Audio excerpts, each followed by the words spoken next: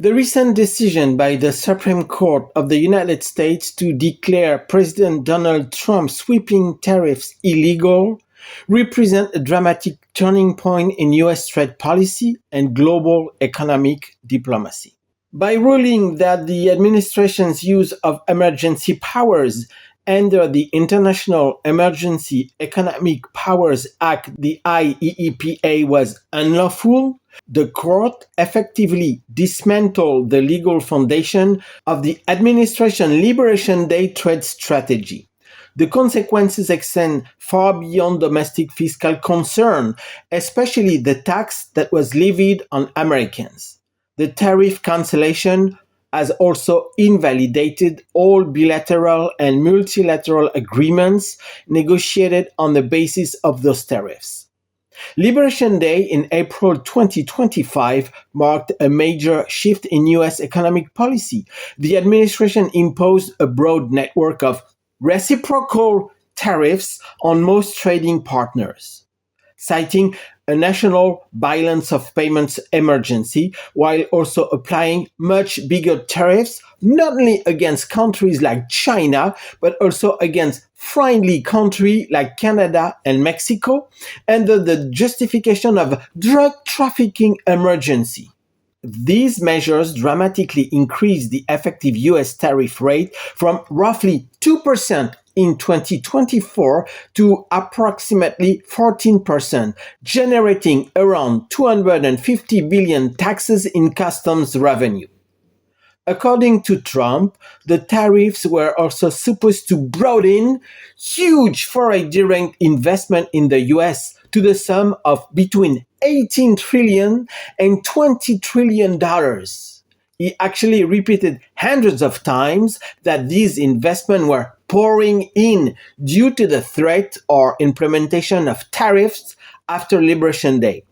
Well, so far, the US has not seen any money pouring in from abroad, just a tax on imports paid by American taxpayers. That's why the court's ruling determined that the executive branch exceeded its authority by invoking emergency powers for purposes not authorized by law. The legal invalidation of these tariffs removes the central leverage the administration used to negotiate trade concessions.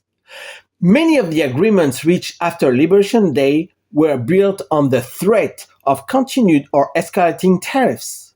With that leverage now gone, the United States is no longer able to enforce or maintain those arrangements, effectively canceling all the deals. Among the most significant affected agreements are the bilateral trade understandings reached with China. These included commitments on increased Chinese purchases of American agricultural goods. I guess that's gone now. Revised market access provision for U.S. technology firms, and informal arrangement concerning supply chain rebalancing. Because these concessions were negotiated under the pressure of tariffs that are now deemed illegal, Chinese authority will argue that the agreements lack binding force. Without lawful tariffs as enforcement tool, the US position in this negotiation is weakened or even cancelled. Similarly, agreements with Canada and Mexico aimed at strengthening border enforcement cooperation and adjusting manufacturing supply chains are also in jeopardy. These arrangements were closely tied to tariff exemptions and targeted trade penalties designed to pressure compliance. The court's decision undermines the legal basis for those penalties, removing incentives for continued cooperation under the negotiated terms.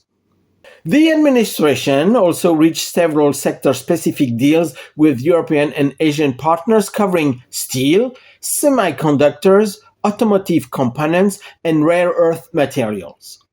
These agreements typically involve negotiated tariff reductions in exchange for export limits or investment commitments.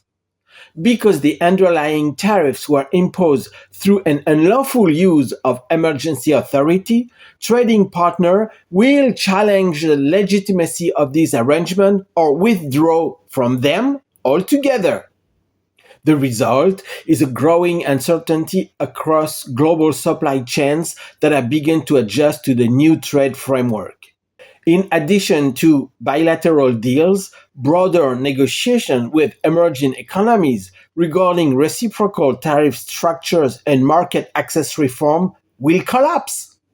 These countries entered discussion under the assumption that the United States possessed the authority to impose differentiated tariff rates.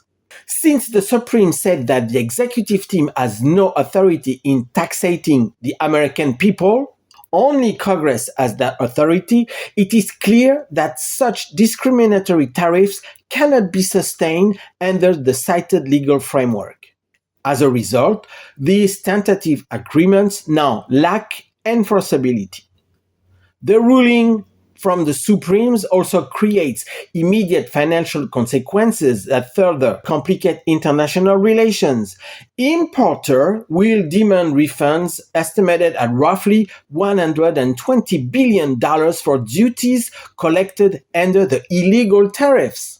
This massive repayment process introduces uncertainty into federal finances and may strain diplomatic relations with trading partners whose businesses bore the cost of the duties.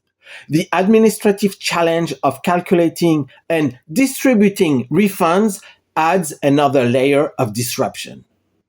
And of course, the $20 trillion of foreign investment will be cancelled. The tariff cancellation is a total disaster for the USA finance strategy. What was supposed to bring in trillions of dollars of revenue is now seized as billions of dollars of liability that the US government will have to pay.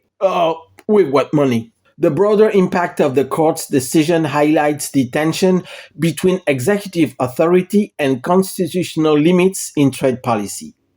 While the administration wanted to use emergency powers to reshape global commerce quickly, the judiciary reaffirmed that such authority must remain within statutory boundaries established by Congress, not by the president.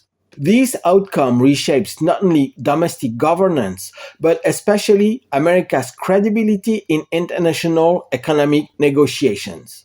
If the president has no authority or no power to negotiate at home, how can he have authority to negotiate abroad? In practical terms, the Supreme Court's ruling has triggered a chain reaction. The collapse of tariff authority, the cancellation of all trade agreements, the potential refund of billions in collected duties, the loss of trillions of dollars in foreign investment, and a diminished capacity for future negotiations. Ultimately, the decision represents a profound shift in the balance of power over US trade policy. By eliminating the legal basis for Liberation Day tariffs, the court has not only restricted executive authority, but also unraveled a complex network of international agreements built upon that authority, leaving global trade relations in a state of transition and uncertainty.